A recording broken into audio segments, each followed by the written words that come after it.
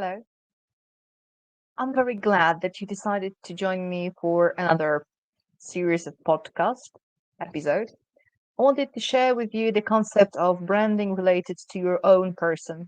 Because when you are devoted to creating your online brand, you have to answer a few questions to know yourself as good as you can. Because then you will be more authentic and people will be able to answer your call. The others will be able to understand your viewpoint. So this is why I wanted to invite you for a short journey that we are going to start today. And we will discuss a few issues that are related to 2023. Hopefully, after this part, we are going to be able to answer who we actually are, who influences us the most, and what can we offer the others in terms of the 2023. I also wanted to invite you for thinking about the concept of being crisis proof. Because look, around us, we are surrounded with the information about crisis, of inflation, stagflation, and many other issues. And in our brains, there appears to be a mess. And we think that everything good is already gone, and we go to some kind of gloomy and bad thoughts, and it's not serving any one of us. For that reason, I wanted to invite you to think together on similar basis. Let's assume that 2023 will be challenging, because certainly it will be. But on the other hand, we can use this as a kind of opportunity to start changing our lives and coining it, shaping it, building it the way we want it to be. So let's go through the presentation and let's start today's journey. So, as I invited you at the very beginning, we are going to answer a few questions, a series of questions that will create a basis for crisis proof brand, either personal or corporate brand. So the first question is, who are you? I'm certain and sure that you have answered this question many times, and in every different single situation, you answer this question differently. Because look, in different situations, people expect us to behave in a different manner. For example, if you are at the business meeting, your first answer is, well, I'm a project manager, or I am a marketing manager. When you are in private situations, usually you start from, well, I run projects and at the same time I'm a mother of four, for example. So you behave different in different situations. And today we are going to think about your context that will create some kind of basis, the foundation for your communication with the market. The fact that we are the way we are is influenced by our past, our present, and our thoughts of the future. And we will touch it in a little bit. Then I would like you to think about your superpowers and what they are, because every one of us have them, although we sometimes doubt it. And then we are going to think about our goal, our biggest goal for 2023. So when we are thinking about the past and the way it influences us, we have to know that past shapes our present and it shapes our future depending on the way we perceive the past. We can think about our past experiences as about a kind of basis on which we build the future. We might think about it as the series of challenges that we had to go through to become whom we are today. On the other hand, we may be thinking about our past as about a burden that we have to carry together through the lifetimes in our lives. So let's think and try to answer those questions. What did you experience that changed you somehow, that touched you, that made you think differently, that made you behave in a different manner? What is the most challenging time and why do you think it was the most challenging? Maybe you lost someone whom you loved. Maybe you had to go through a divorce. Maybe you changed your jobs. Maybe you were unemployed. Maybe you became a parent and it changed your world dramatically. So try to think about that period of time when something started changing dramatically in your life and try to answer the question, what was it and why do you think about it as the primary situation in terms of the changes? Then try to think, how did you react to those situations? What did you do? Did you accept them? Did you struggle? Did you fight? What happened back then in this certain period of time? And then try to evaluate it from the perspective of time. What is wrong about those reactions? Maybe you are totally happy and totally satisfied with how you behave, but maybe there is something that you would like to change. And try to write it down, because look, every time when we create some kind of goals, that we state something important for ourselves, then it's better to have it written, okay? Because after some time, you can go back to it, evaluate it, and maybe change it, okay? So I'm inviting you to write it down. After you do the first part, so thinking about past experiences, something that shaped you, something that changed you, something that influenced you, let's go to the results that are made now in the present. So, how did those experiences make you feel? What did you feel then? And how do you feel now about those experiences? Do you perceive them in a different manner in terms of your feelings, not your thoughts, not your logics, your feelings, okay, in your soul? What do you feel about it? Then I would like you to think about evaluating this reaction. Is it strong? Is it delicate? Do you still feel it? Do you still struggle with it? Or maybe you would like to change it. Okay. What do you think about this situation? What made you change your behavior? So, certain situations made us feel, for example, guilty. Then we heal from the sense of guilt, and something changed in the way. What happened? I'm asking you to be honest with yourself. We are not bringing this on some kind of coaching session or some kind of public speech. I want you to be honest, like really honest. What were those tough times, those tough moments in your life?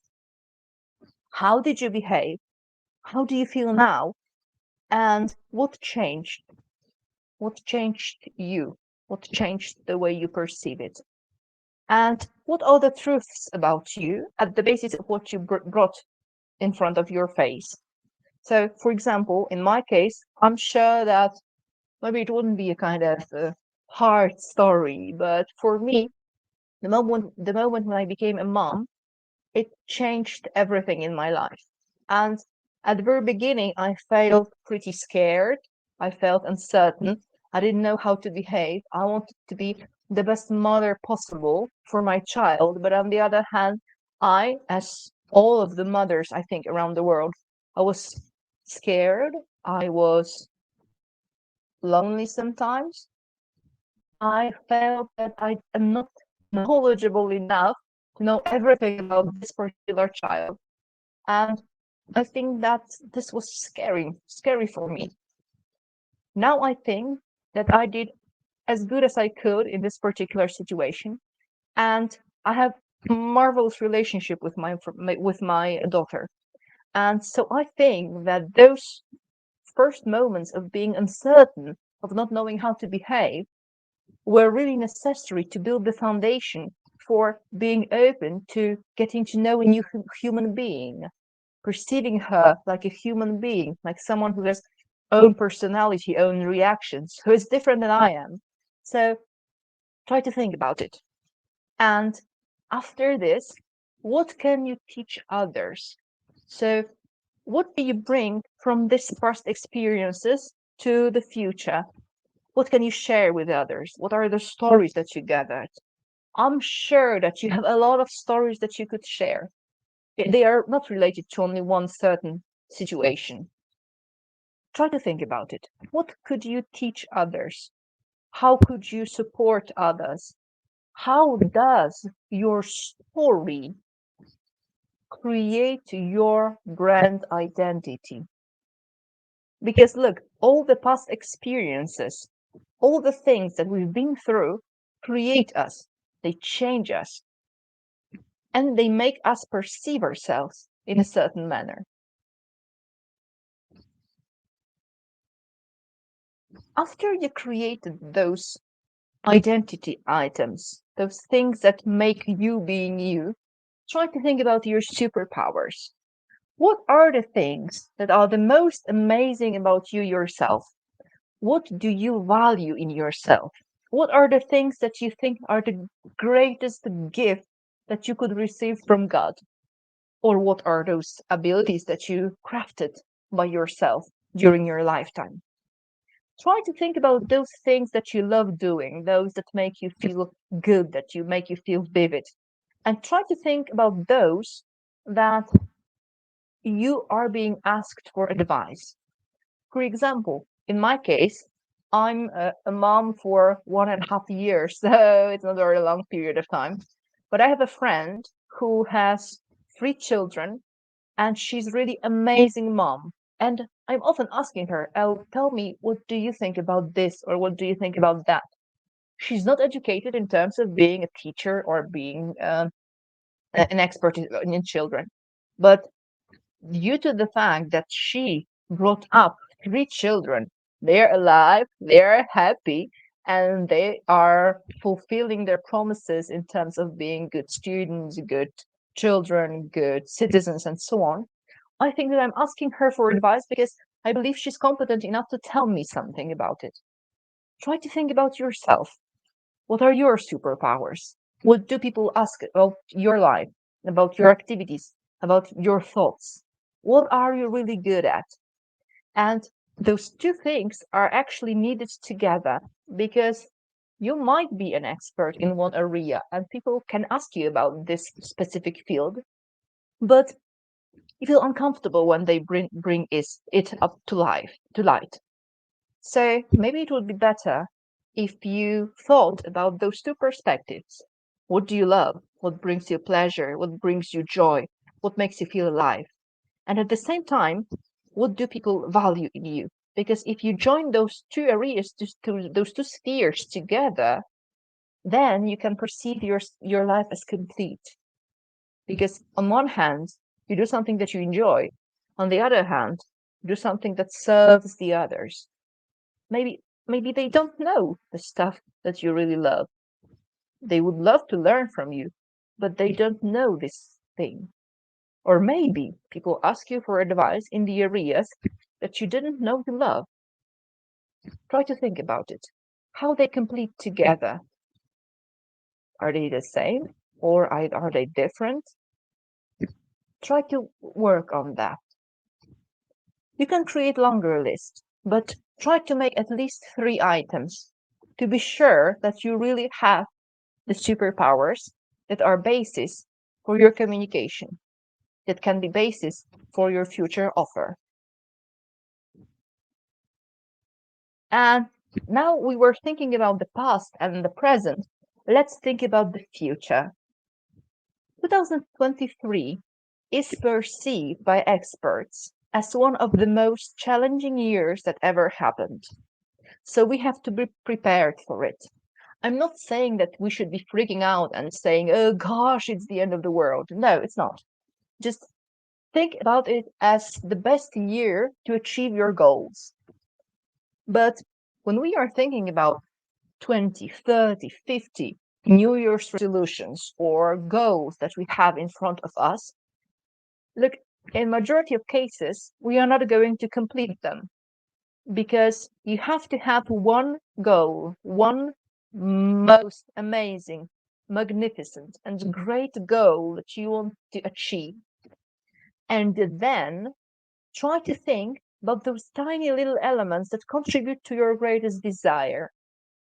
I know that it's good being fit, being wealthy, being healthy, having amazing relationships with others, and it all makes you feel happy. But from all those areas, pick one, just one, that you want to work on in 2023 and make it your goal. For example, I want to run 5 kilometers run because I've never been running. I want to start, I want to complete this in 2023. This is my year. Or I want to start business. I want to make it flourish. I want to earn six figures. I want to change my job. I want to work on my relations with my children. I want to fix my relationship with my husband. Try to think about one goal and make it as clear as possible. Because look, when you are thinking about fixing relationships with the other people, it can be defined in a totally different manner, in totally different ways. So I would like you to think, what does it mean for you? What does it mean for you to achieve that goal? Why do you want to work on particularly this thing? What do you want to do more in this particular area? And please be clear and write it down. Let it be one thing, one item. And then when you finish this one great big goal, try to create a list of tiny little steps that you can do to achieve that goal. For example, if I want to lose weight, my little goal would be drink more water. Or my little goal would be take any kind of exercise daily. For example, 1 squat, 5 squats, because they bring you closer to your goal. They are achievable, they are doable, and they are so tiny that you can start doing something. And when you start noticing any kind of results from your actions, then they are going to develop, okay? Because your mind, your body, your thoughts are going to lead you directly to this goal. And try to write down what are the obstacles that you can face. For example, I would love to be running, but when it's snowing outside, I don't want to go out. So try to think about those obstacles and what can you do to be crisis proof. Each of those obstacles are tiny little crises. For example, I would like to drink water, but to drink the water, I need to buy it at store. And for this reason, I'm not drinking water because I totally constantly forget about purchasing the water.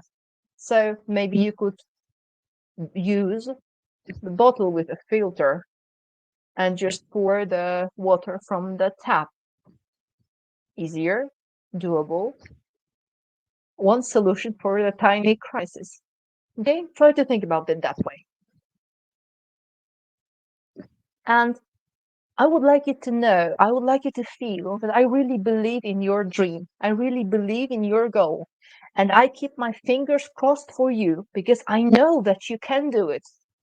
If you are watching this, if you watched it for so long time, then you are ready to change your life. So please work on it. Give yourself a chance to change your life and become crisis proof in 2023. We are together here. All of people, women surrounding you, amazing people. They are supporting you. They are here to help you. Everyone around you is here to help you.